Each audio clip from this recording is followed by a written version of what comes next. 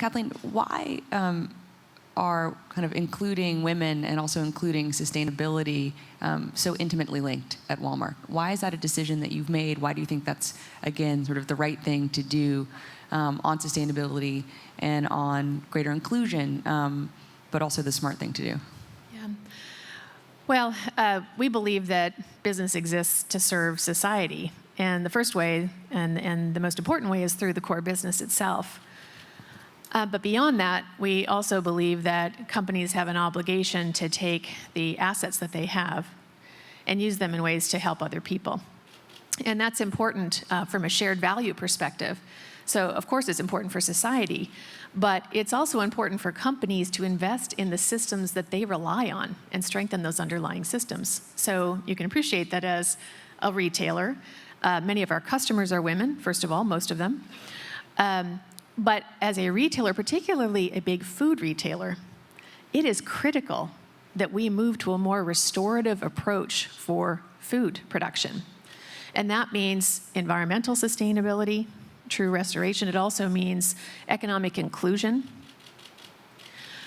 We can't have a system where smallholders, for example, aren't a vibrant, thriving part of our food production system. And many of those smallholders are women. So, as you discussed earlier with Ursula, we're missing out on half the population, and that's so critical. We envision a world where those folks are connected in to markets and thriving, and the practices they're using are actually allowing us to have food security for generations to come. William, we were talking backstage about all that Estee Lauder is doing to kind of reach further down the talent pipeline to ensure that inclusion is part of how you're not only thinking about the company today, but also about the future. In a similar way to what Ursula was saying, she thinks is imperative for companies could do. Could you share a little bit about your work and also kind of whether or not you see what you're doing as leading a trend in your industry, or are you still somewhat isolated in this approach? Where do you fall on Ursula's schematic of the companies, and do you have a cohort or not? Well, we do have a cohort and competitors in our industry. It's not a very large industry, and we have about a dozen competitors on a global basis. Only a handful are U.S.-based with the value systems around what we believe in the U.S. A number of our competitors are Asia-based and European-based, and it's hard for me to know exactly what their broad statistics are. But more importantly, really, what we talk about is how do we invest in today and invest in the future and the leadership, the diversity of leadership that creates sustainability of diversity, thought pattern, as well as down the chain of the sustainability of our chain of products, the ingredients that go into our products, and for our consumers. Like Walmart, though we don't do business with Walmart, the vast majority of our consumers, over 90% of our consumers, are women. The vast majority of our company, 75% of all our employees on a global basis, are women. Why? Well, because we are a company serving predominantly women, and it's predominantly women who are serving them. And what we need to be able to do is, and what we have been doing, is investing over the last 15, 20 years in the future of our leadership, predominantly women, reaching into the best business schools and the best universities for the brightest talent, predominantly women, creating an environment of mentorship for them and learning and education for them and supporting them so that as they grow as individuals, as managers, as leaders, as executives, they know that we're supportive and inclusive of them and their ability to succeed in the future. And we do not believe that should ever be anything that's perceived or as a glass ceiling. And we have to smash it when there is, and that's where leadership comes in front. And then ultimately our responsibility as leaders is to get people deep within the organization to live it and breathe these values every single day so it becomes a natural part of what they do, not something that they need an electrode to straighten them out and do it right. Tedros, I think you could have joined any conversation really at CGI and made an invaluable contribution. We're grateful that you're here on this stage with us this morning. Ethiopia has made tremendous progress on so many indicators, but particularly on protecting women's health, which I know was under your domain when you were Minister of Health, and also ensuring that women are more formally enfranchised. that particularly your smallholder farmers are given kind of access tools and access to capital to be able to compete on a level playing field. Why has Ethiopia made such sort of consistent and sort of really broad-based investments in women, whether it's health or economic empowerment? Is this really because it's what kind of you and the presidential leadership that you served under has believed to be the right thing to do, or do you also see this very much as the smart thing to do for Ethiopia's competitive future? Yeah. Thank you very much, Chelsea. I'm really glad to join you. It's an honor for me. In Ethiopia, I think it's around 24 years now since we said enough is enough. We addressed the political challenges we had, and that brought stability and security. And not only that, but we also put big, ambitious plan. For instance, we are targeting now to be a middle-income country by 2025, 10 years from now. And that means we know where we would like to be, by when, and also how to get there. So we have all the strategies at hand. And in order to achieve this target, you cannot achieve it using part of the population. Women actually play a very important role, and they are participating. And we started with ensuring, some of the important things that they need to have in order to participate in the overall development. For instance, land ownership. It's under this government that women have the right now to own land. So there is really a political commitment, a committed leadership, and also a leadership that is willing already to mobilize the whole society, So a political commitment with mobilization of the whole society and with ambitious plan. I think that's the reason behind Ethiopia's success. Ethiopia's name in the past, associated with famine and so on. I think it's a time now that we say enough is enough, and that's why we see change. And every ordinary Ethiopian has that in mind and committed to change. And women, as part of this movement, I think they're really contributing greatly.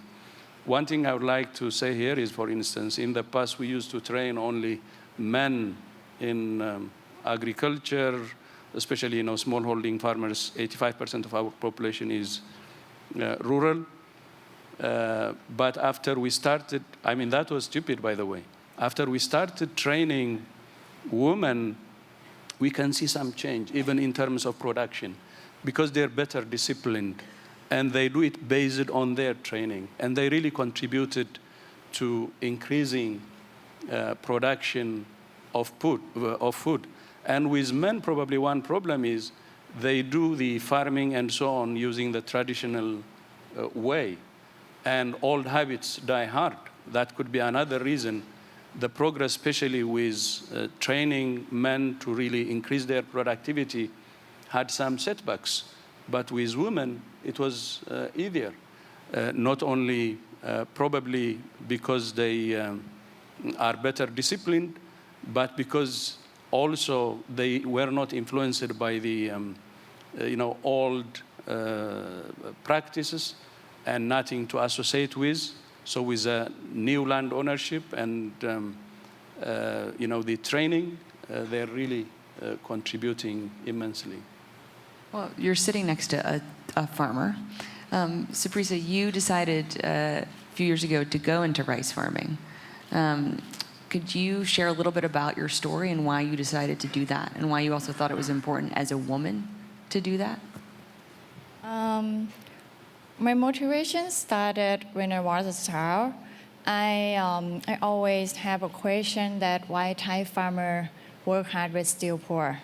Thailand is one of the biggest rice producer, and Thai people, we consume rice almost every meal. So how this happens?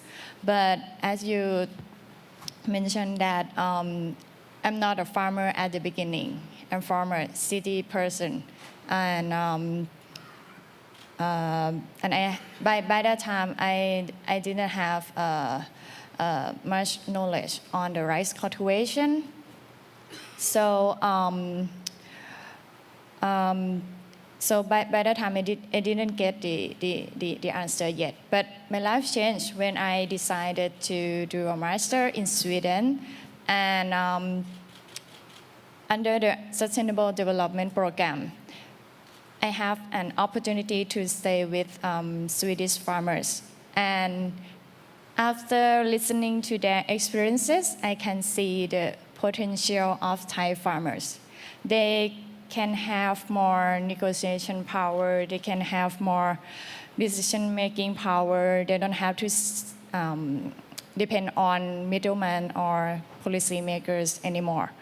And around that time, I found a research paper talking about a new technique, rice cropping technique called System of Rice Intensification, or SRI. I found the concept of this technique is brilliant. It enables farmers to improve their productivity, and at the same time, it reduces the production costs. But the research conclude that the experiment in Thailand didn't go well, which I'm so surprised by the result. And because I have a strongly belief that the concept is good and it's work. So I determined to prove that this method is a good method and it works. It helps farmers. So then I came back to Thailand, and and here is the result of it. This one is one kind of rice that I produce in Thailand. Is under this technique. Yeah, and this is for you, Chelsea. Oh, thank you. Okay. Thank you. I have a question for both Kathleen and William. How do you, in kind of your massive global companies, find women like Supisra for your own supply chains to support women who are at the beginning of what I might buy in a Walmart store, the Estee Lauder products that I do buy? I mean, how do you continue to think about kind of inclusion, not just in the people that you might see every day in your offices, but throughout your whole value chain? I'm happy to start. So we have an initiative called Women's Economic Empowerment, and we're seeking to empower women across the chains. And there are two parts to it. So one is sourcing, where we recognize we could use our purchase order as an investable asset, again, to try to drive shared value. So we've committed to source an incremental $20 billion of product from women-owned businesses in the United States, and to double our sourcing from businesses owned by women in all of our other 26 markets around the world. And that's been fantastic because it's been across every product category. And the way we've been doing it is working with our buyers to go out there and find women who have ideas, entrepreneurs who have ideas that our customers would really value. So it's great for innovation, but it's also great for those women. And we've also, in addition to buying from them, have been focusing on taking down the barriers that they face. Access to capital, sometimes business planning, and so on. So there was actually an initiative we launched connected to CGI a couple of years ago with the IDB called We Americas, for example, which is an initiative in Latin America to help women-owned businesses get access to capital. So lots of partnerships with folks in civil society and in governments and other companies to try to elevate opportunities for women in that way. The second part of our initiative is in training women in different supply chains around the world. And these women, some of them may supply Walmart, some of them may not. So this is really us using our philanthropy as an asset again, in partnership with many others. So we set out a goal to train 1 million women, 500,000 in agriculture, 100,000 in factories, a couple 100,000 to get their first job in the formal retail sector in emerging markets, and another couple 100,000 in the US. And the form of those programs is very different depending on the context. So for example, agriculture, you talked about some of the challenges of reaching women. And it's absolutely true, especially in societies where women don't own the land. So what we've tried to do is address it in 2 ways. So one, there are some women farmers, and we work with co-ops, for example, down in South Africa near Durban.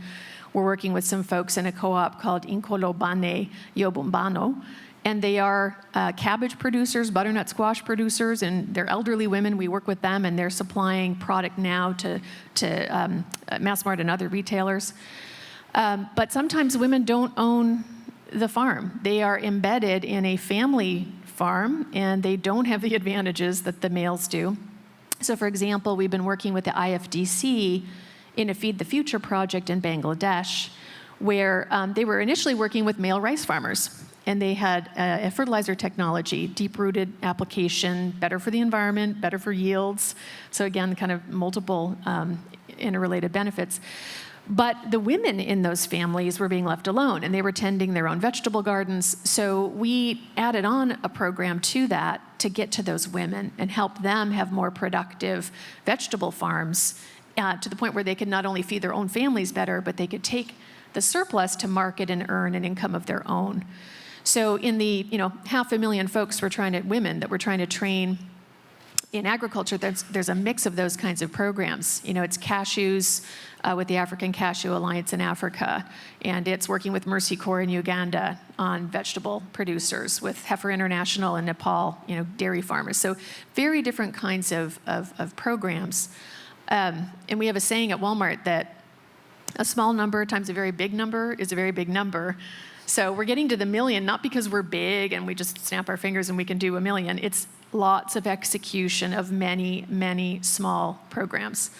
And I'd say that's, the couple insights I would just offer, for others who are other companies who are considering working in this space. You don't need to be as big as Walmart, and it's not a cost to your business.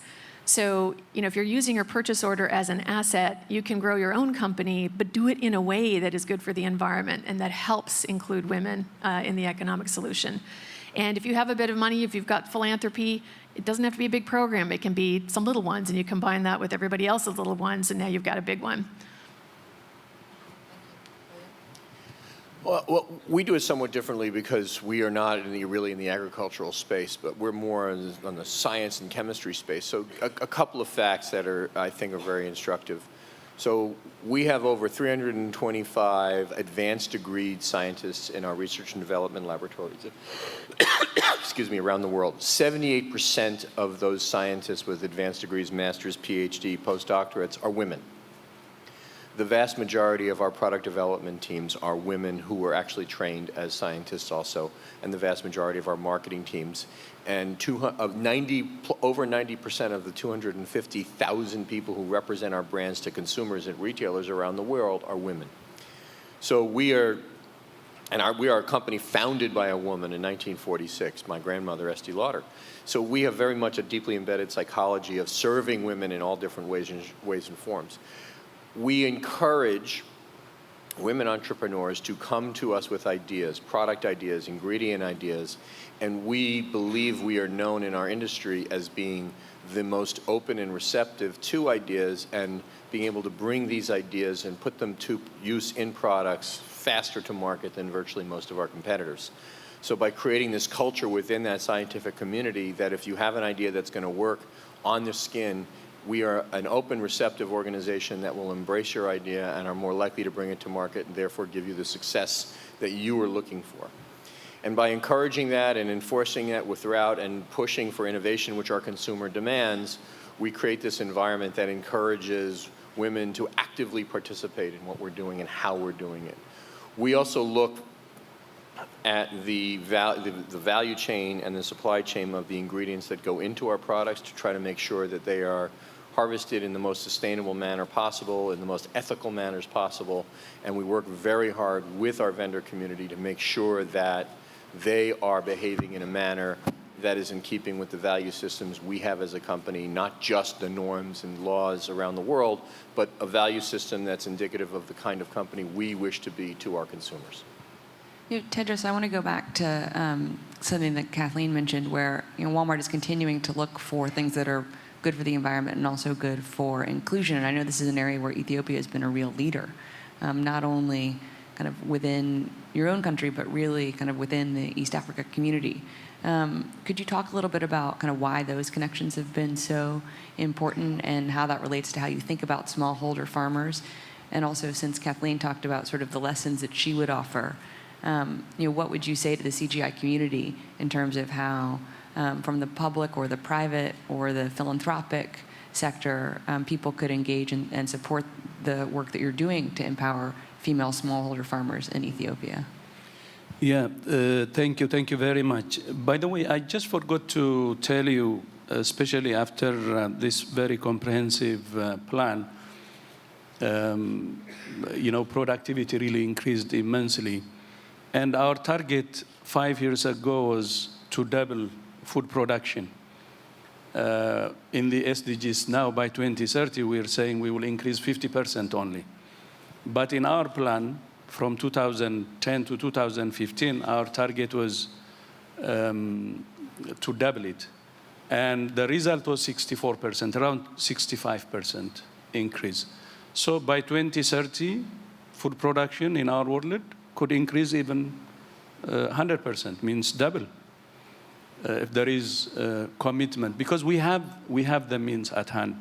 I think that ambitious, the reason I'm just bringing this up is that ambition could help. And the comprehensive approach, as you rightly said, it's when you interconnect, not only, by the way, just whatever related to agriculture and market and so on, even health can come into that play.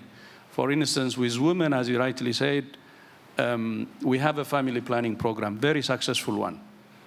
And because of that, women are having less children. And less children means more time. And they have land. And there is training using our extension program. They benefit from it. Credit facilities. And they have simple but very important businesses or agriculture, businesses in their neighborhood, like beehives, to produce honeybee, and a small pond to grow vegetables, and a cow to sell milk. And this mother is contributing to the economy of the household, means becomes a bread winner. And what that brings is economic empowerment. That in turn brings political empowerment. So what we believe in Ethiopia is empowerment actually starts at home. Unless you do it at the household level, you can't have empowerment at a higher level. But for this woman to succeed, we need to support them in any way possible. For instance, as you rightly said, private sector or public-private, and especially CGI members, what can they do? I think it's a very important question. Clinton Foundation, for instance, started food fortification in Ethiopia.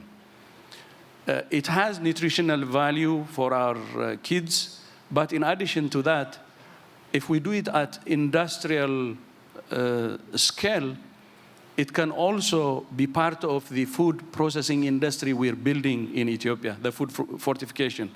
For instance, in Ethiopia, there are women who are producing maize now. And that could be a raw material for corn flakes. You can do the food fortification, but you need investment. The private sector can come here. The private sector can build big industries. The raw material, which is the maize for cornflakes, is coming from the woman. So that means market is being created. By the way, we have now a digital system that gives information to women and men about market information, about seed and fertilizers. which is being assisted, by the way, by Gates Foundation. So as NGO, Clinton Foundation and Gates Foundation, and the private, building the food processing, the women producing, and the government also to improve the quality of production and to increase production, giving extension services to the farmers, I think this interplay can create huge industry. So you can see the link between health, as I said, family planning, which is freeing up mothers, and releasing their potential, plus links to the private and also the support from the government that can really make a difference. So that's how we're doing it, starting from the household. But that doesn't mean that empowerment at higher level should not be, we don't believe that that should also lose focus. We should give attention to that. The strategic investment on girls' education brings that. At primary education, for instance, boys and girls is 50%. Secondary, girls are 47%.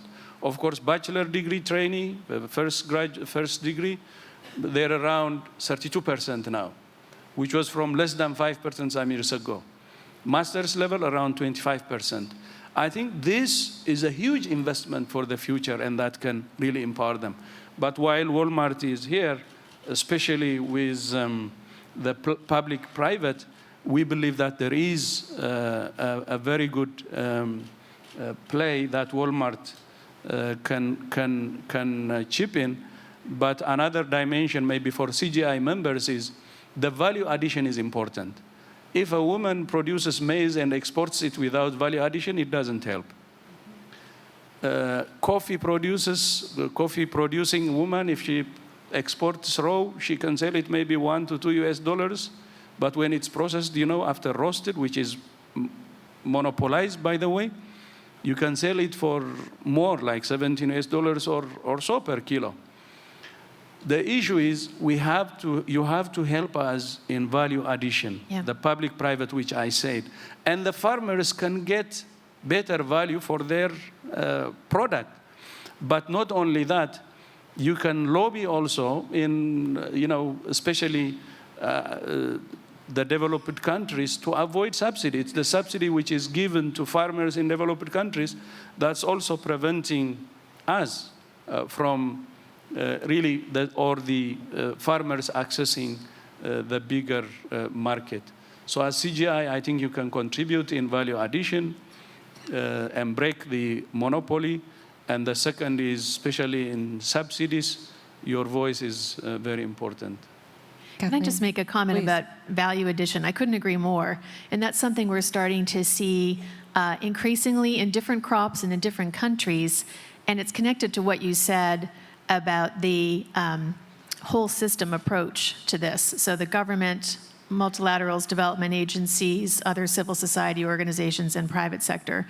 So what we've started to see is instances where someone like a USAID or another development organization is working on farmer training, all the issues you mentioned around gender equality and sustainability and productivity and so on, climate smart ag. The private sector can come in our case, with a purchase order that's a longer-term contract. It's a guarantee of future income stream at a price. And then that, in combination with the development aid, creates a climate where additional capital wants to come in and build processing facilities because they know they've got the supply that's at the right quality and at the right price and so on. So we've been seeing that in places like cashews and coffee and cocoa and so on. And I think it's really exciting because then when this happens, you get economic development for the country, you get inclusion for the farmers and the women, you get customers in that country and possibly elsewhere who are getting a fantastic product. So it really is an example of a social, environmental, and an economic win.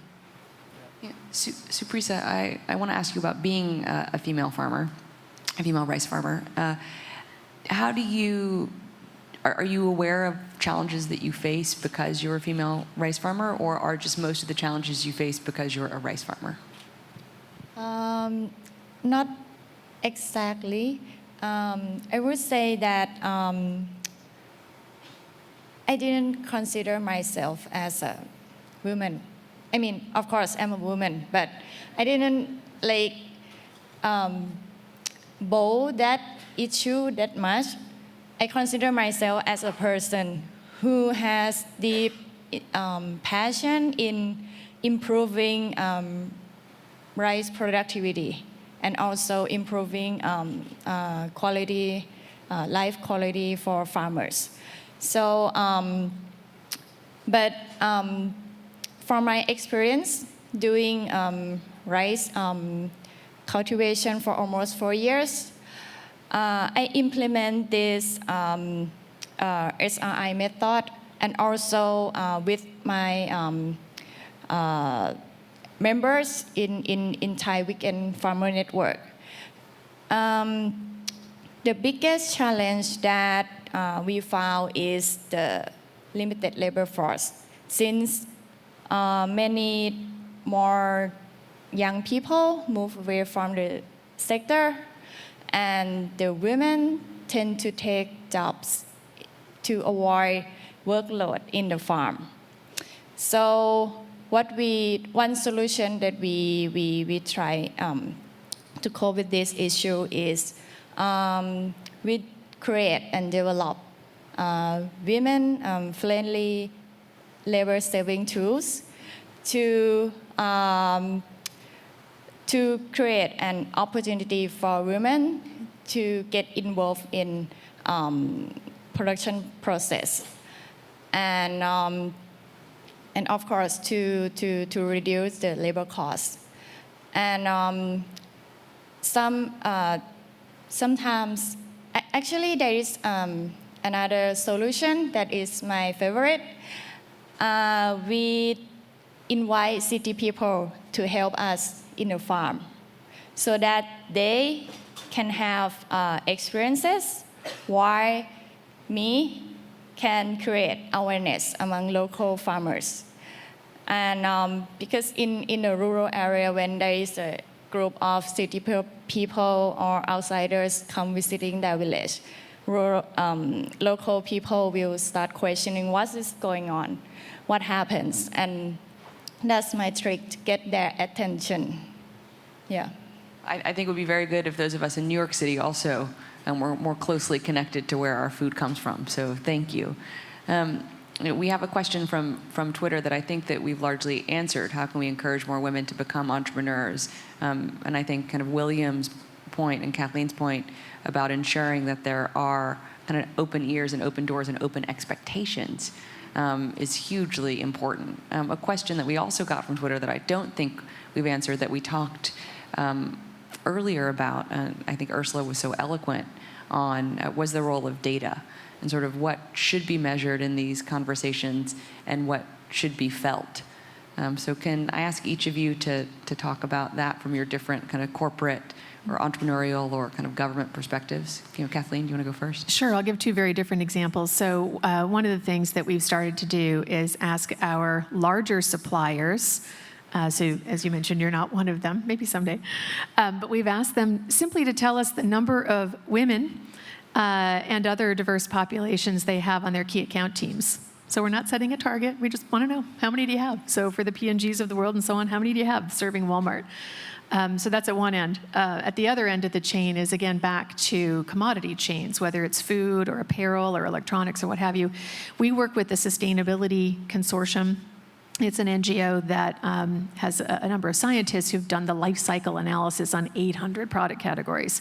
And every year we ask all of our suppliers to fill out the survey that gets at the major hot spots of environmental issues and social issues, including gender equality, gender inclusion. So that's given us a pretty good read by category and by supplier of where there might be hot spots that, again, we can collectively address. It's not just Walmart, but working with partners in civil society, with suppliers, with other retailers, with governments to go at it. And we think keeping the spotlight on those issues is really important. And what's nice is we can track the improvement over time. William? Well, very quickly, because I know we're running out of time, I'm mixed on the whole notion of measurement, and because I'm afraid of quotas. Because quotas sets an absolute goal that may not necessarily reflect the need. Is 52% the right number? Is 60, 70% the number? 20%? creating opportunity and encouraging women in particular to participate in the economy and in society and in organizations, that should be our goal. Creating an environment where they can be healthy, meaningful contributors and getting as many as possible integrated and engaged in this on a sustainable basis. In other words, well beyond their and well into their 40s, their 50s, their 60s. That's the important number. And I hate to set a number where all of a sudden say, okay, we've met our goal, we're no longer going to try. And by setting you want to set a goal to reach for it, do we continually move the bar up, and what is the number? But I also want to be careful that we're not setting numbers that favor women over men or vice versa, as much as creating opportunity for everybody to reach their natural level of success. And we know that women are equally as capable as men in almost every single aspect, in some cases much more able. Supisra? In my opinion, I would say that the key factor that helped me to access to all the resources and training and market is through digital platform. So I think technology and digital platform is a key to utilize more for especially for smallholder farmers in general, not only women. And apart from that is another important thing is there should be more collaboration among smallholder farmers, like my network, Thai Weekend Farmer Network. We are from around the country and have many different backgrounds, and we all of us like trying to implement and promote this technique. And when any of us face the obstacle, we work together and come up with the solution on that.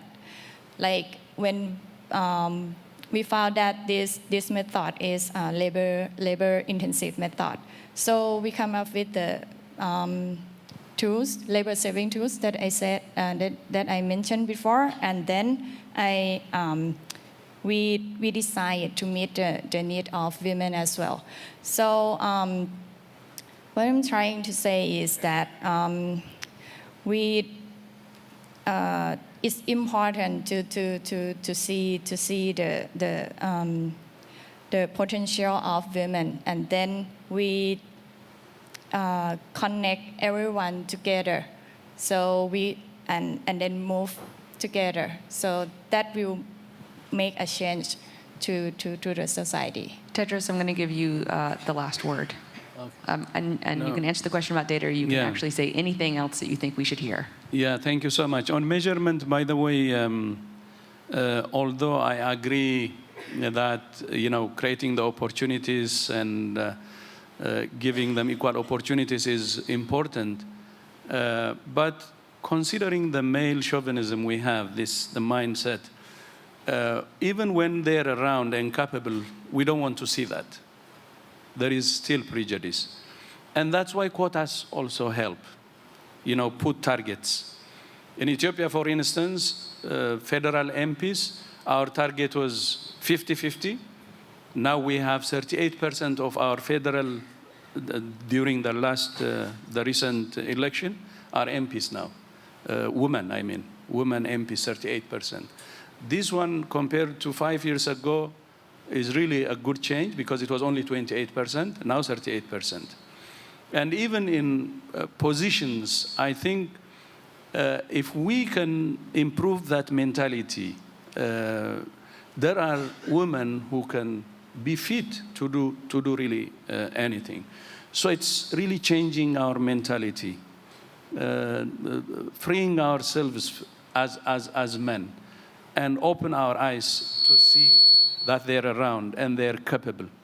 So setting targets. Not everyone wanted you to hear that important message clearly. Yeah. So that men also need to free themselves from their biases. That's exactly it. So we should. That's why I have this he for she. So I think that's very important. Maybe the last note is there's something going on which I just wanted to say as a last remark maybe. There is a campaign now to have a UN Secretary General, woman Secretary General. There has never been a woman before.